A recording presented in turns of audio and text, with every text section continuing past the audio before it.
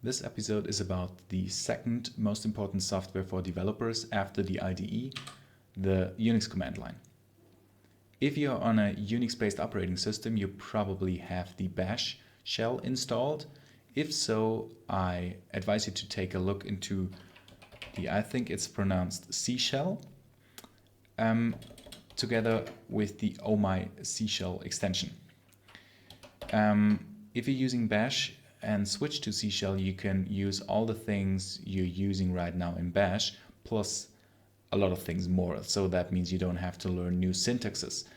But for me, what actually motivated me to switch to C shell were two killer features in my cases.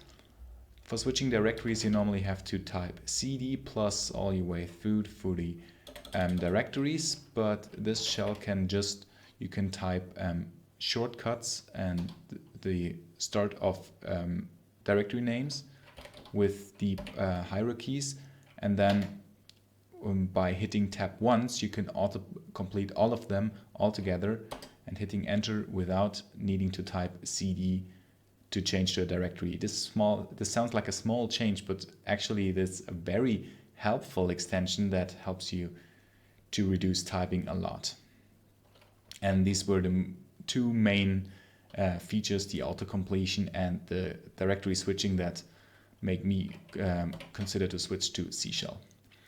So for the shell, you probably use that as a developer to invoke build tool commands or shell scripts, of course. And for example, like Maven. And this is the thing I would advise you, instead of typing Maven clean install all the time, you can actually shortcut your way as much as possible. So this is my recommendation. All kind of shells come in with ship with so-called aliases, and you can define your own, or they already contained a lot of nice aliases. For example, I use the C shell together with the so-called Oh My C shell extension that ships with some nice aliases. For example, for Git.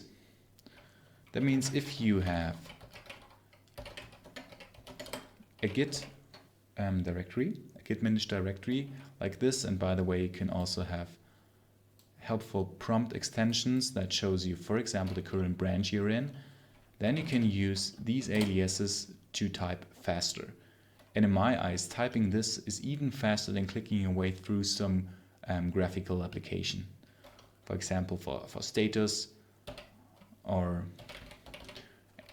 anything else. Everything you need, probably for Git especially, there is already an alias. And if not, you can define your own.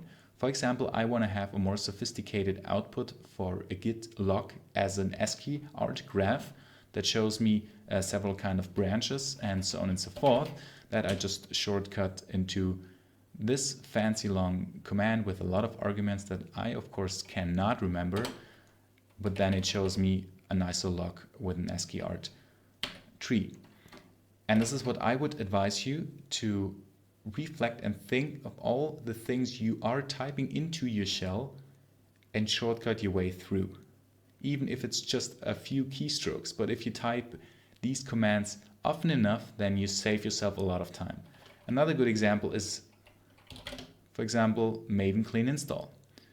You will type that a lot of times a day, and I've seen colleagues typing Maven clean install 20 times a day or even much more.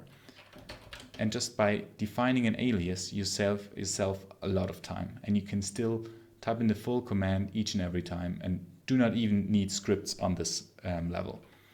And this works for all kind of aliases, of course.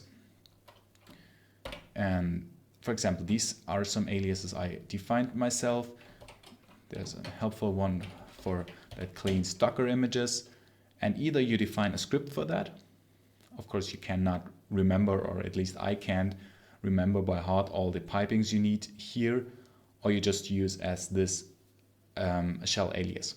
And of course, it looks cool if some coworkers are watching and you type in this using an alias plus extension just in your shell. And besides that, a nice functionality of C shell is also the so-called suffix aliases that you can see down there. That means you can use just the file name plus some extension, in this case .pdf, to start, in this case, a PDF viewer. The same works for Mac, I think, out of the box. And actually, this is the reason why I, most of the time, don't even use a file explorer. I have one installed for some random corner cases, but I don't use it in a normal way. That means I stay like this all the time. And if I need to have some files, I have shortcuts and all type of commands that for now I can use even faster than clicking my way through using a mouse in some file explorer. And as I said, you can revisit everything you're doing and shortcut as much as possible. For example, instead of typing clear, that obviously clears the screen, you can also type Control L per default. Or another example, instead of typing L, or even worse, typing, in this case, ls with some arguments, I defined some other shortcuts because I always had to clear and then type L and type enter. Instead, for now, I defined Control K, that both clears the screen and lists all the current files. As I said, you can shortcut your way through. This sounds like minor optimizations, but you will save yourself a lot of time if you use it like this. And having that said, in the command line, you can use probably all kind of features your operating system is offering you. And you don't need an explorer.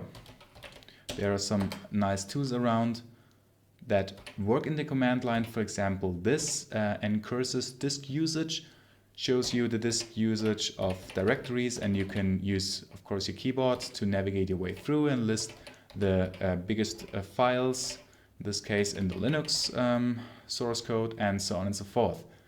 And once you get used into these Unix tools, I claim you save some time, or at least it worked for me. Better because I can use these tools with the keyboard solely than clicking your way around.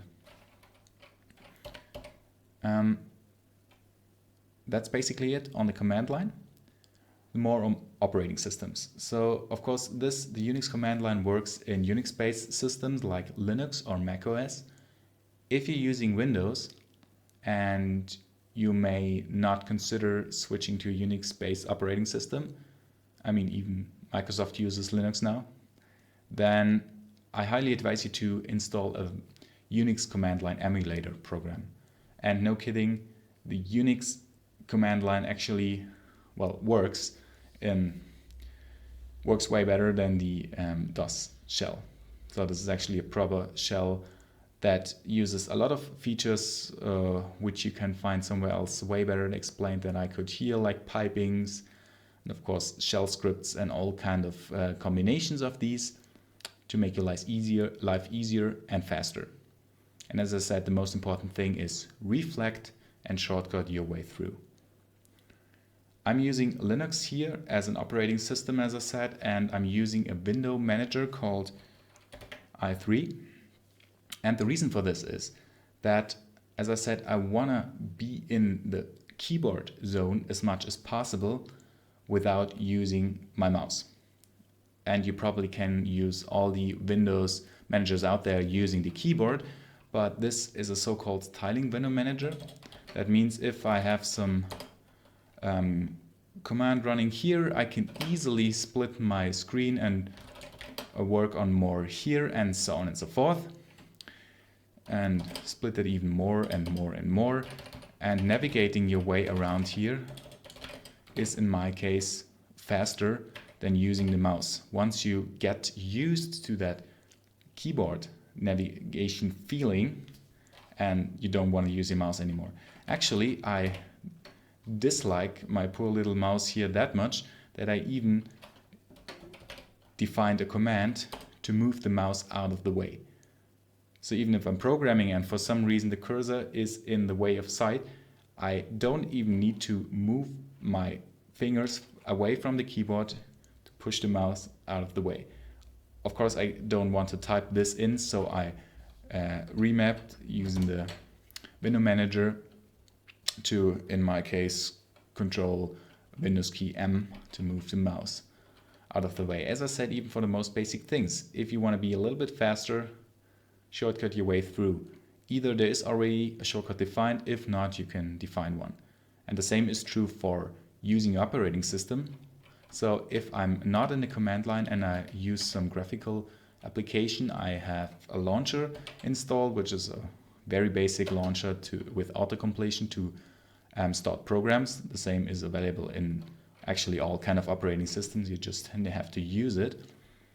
And if there is some application I use very often, in my case is the Chrome browser, the Thunderbird mailing program, or IntelliJ, I use a shortcut even on the Windows layout, on the Windows Manager side.